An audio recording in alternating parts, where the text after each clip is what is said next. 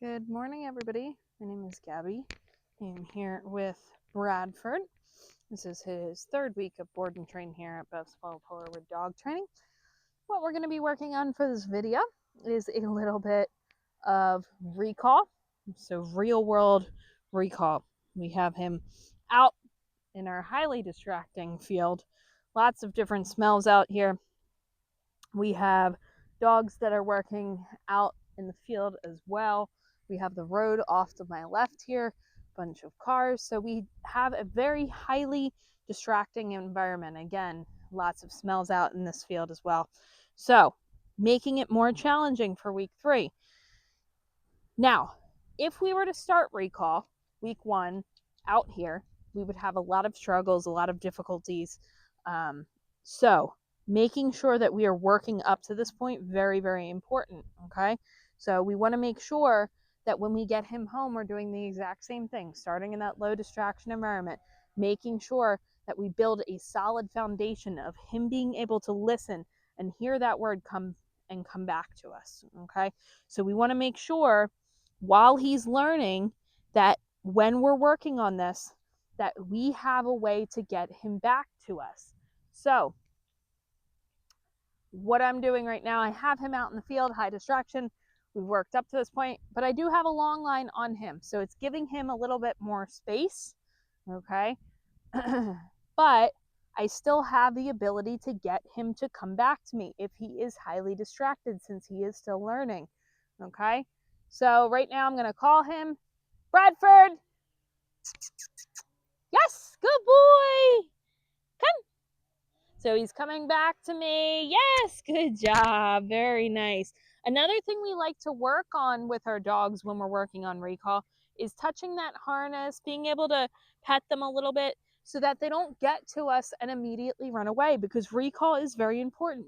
If our dogs go off and we want them to come back to us, and we want to be able to get a hold of them, right? So that they don't run or they don't chase something. We want to make sure that we're working on that as well. So he came back to me. I didn't need leash pressure. I did need a little bit of what we call prompting that time, which is just making a little bit of additional noise. Now, if I am telling him to come to me and I repeat myself over and over and over again, what is he learning? He is learning that he can ignore that command and nothing's going to happen, right? That's not what we want. We want him to hear that word come. We want him to know that it is going to happen, that he is going to come back to us. Very, very important with recall, because recall is so important. If he was to get loose, we want him to come back to us, right? So again, he is about the length of that line right now. Bradford! Yes, good boy! Good job. Come. Nice job. So that time I called him. He was able to come back again. No leash pressure that time and no prompting. So I called his name. I got a little bit excited. So getting excited too is another way to kind of get your dog interested. We want him to be engaged during this session. Bradford, come. Yes, good job. We want to make it fun, right? We want him to want to come back to us. Good job. So keeping him engaged during this session. Bradford, come. Yes, good job. Now, if he was to get overly excited, jump up, putting him into that sit would be exactly what you want to do. He went in there automatically, which was great. Good.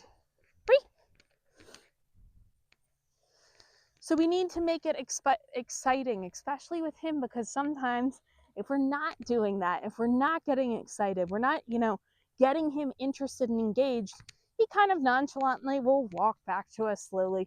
We want him to be engaged. We want him to want to come back to us. We want him to know that it's fun. Good things happen when he comes back to us.